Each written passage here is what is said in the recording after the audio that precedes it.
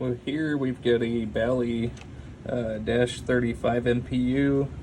So basically what we did is we replaced the .100 headers, all four of them there on the board, and then also the 3 sockets there for the 6800 and both of the PIAs.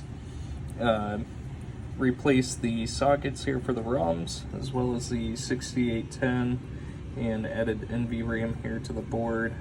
And I have also combined the U1 and U2 here into a 2732 at U2 and doubled up the U6 there onto a 2732, which it is now jumpered for.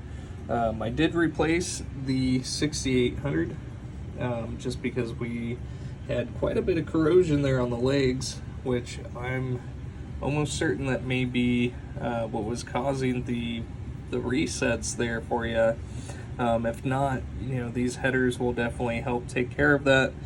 I would say if you're still having reset issues there with the MPU, definitely check out the connectors if you haven't already. Those pins can get quite tired from being pulled and pushed onto those headers. So the soundboard here, this thing came in not making any noises, and so basically what we did here is we replaced all the capacitors and then also the .156 headers here on the board, which these are the correct length. They're not the short pins. But the issue, I can't even remember that IC number now, and I'm trying to see it through the phone. I think it's the LM741 or 7. I think it's LM741 is what the OP amp is there at U9. So that's been replaced with a brand new one. And what I'll do is I'll go ahead and get this into my game upstairs and we'll go through the test. And I've got the MPU and soundboard connected here into my nitro ground shaker, and so we'll go ahead and get this thing booted up, and here we are.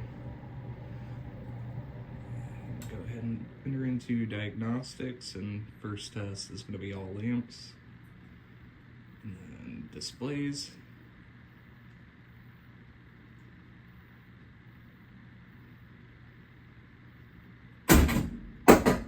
Solenoids.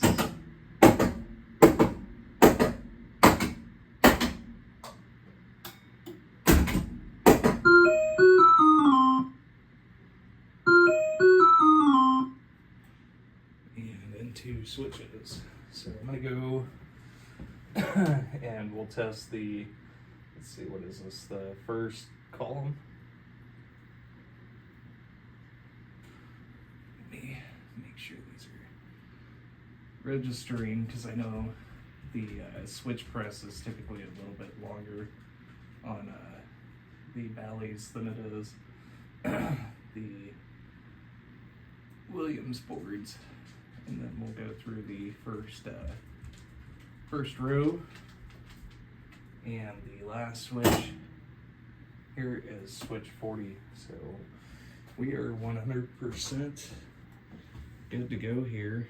And just scroll through the audits.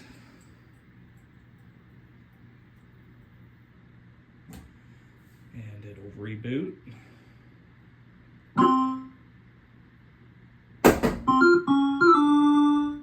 And there we are. And I will leave this thing running for a few more hours and see if I get any resets or anything of that nature. But like I mentioned before, I would totally check out the connections there. Ignore my 4th player display. I think I've got a cold solder joint or something on there because it's an NOS display, as are all the other 4 there.